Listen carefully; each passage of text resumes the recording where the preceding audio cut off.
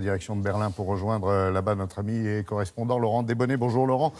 En Allemagne aussi, on parle des auto-écoles, mais cette fois-ci pas pour des manifs, mais pour une petite révolution qui est en marche, comme dit l'autre. Absolument. Bonjour. Et la question, c'est est-ce qu'il faudra encore apprendre à conduire en Allemagne? Vous allez le voir, plusieurs auto-écoles proposent déjà des cours de conduite sur véhicules autonomes. Alors vous allez me dire, ça ne sert pas à grand-chose puisque par définition, ces véhicules futuristes se conduisent tout seuls grâce à des ordinateurs intégrés. Ce n'est pas aussi simple que ça. Il faut quand même des formations, des heures de conduite sur véhicules autonomes en plus des leçons classiques. C'est une option qui séduit de plus en plus de candidats au permis de conduire. Regardez l'exemple tourné du côté de Hambourg. C'est un sujet réalisé avec Brice Boussoir. Oubliez toutes vos leçons de conduite. Ici, les consignes du moniteur sont déconcertantes. Oh mon Dieu. On va suivre tranquillement le camion.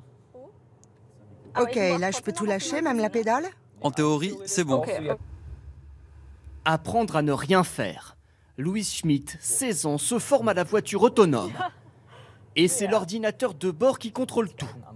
Respect des vitesses, des distances de sécurité. Inutile de tourner le volant ou d'appuyer sur les pédales. Mais attention, le code de la route est formel. Le conducteur doit rester maître du véhicule. Je vous conseillerais de reprendre maintenant le contrôle du véhicule, car nous rentrons dans le village. Je crois que c'est pas vraiment mon truc. Je préfère conserver l'entier contrôle du véhicule, mais c'est très intéressant. Ici, les élèves se succèdent. Une rapide formation théorique et très vite la mise en pratique. La technologie permet notamment de ne pas passer les vitesses, mais en contrepartie, le conducteur doit surveiller davantage d'informations sur le tableau de bord. Je trouve ça vraiment bien qu'un message s'affiche pour dire de reprendre le contrôle. Cela permet de rester concentré. Reprends normalement le volant, bouge-le un tout petit peu. Comme ça, le pilote automatique sait que tu as repris le contrôle. Une formation indispensable pour pouvoir estimer précisément les capacités de la voiture.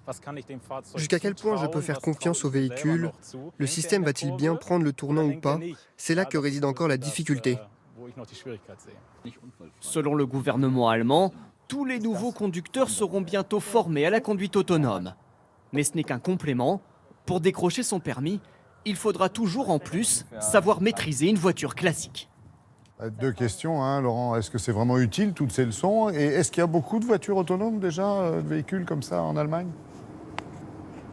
Oui, il y en a déjà pas mal en circulation, les Tesla évidemment, mais aussi tous les constructeurs allemands sont en train de s'y mettre. BMW par exemple, emploie dans un campus flambant neuf près de Munich pas moins de 1300 spécialistes qui travaillent à l'élaboration de nouveaux logiciels pour véhicules autonomes. Dès l'an prochain, selon un institut de recherche, ici 2,4% des véhicules qui circuleront sur les autoroutes allemandes seront des voitures autonomes et on atteindra 70% à l'horizon 2050. C'est un défi absolument majeur. Beaucoup de choses restent encore à régler du côté de la réglementation, notamment qui est responsable en cas d'accident. Il faut aussi améliorer les logiciels. Il y a eu plusieurs accidents malheureusement déjà aux États-Unis, mais du côté de la formation en tout cas, les auto-écoles allemandes veulent prendre aujourd'hui une longueur d'avance.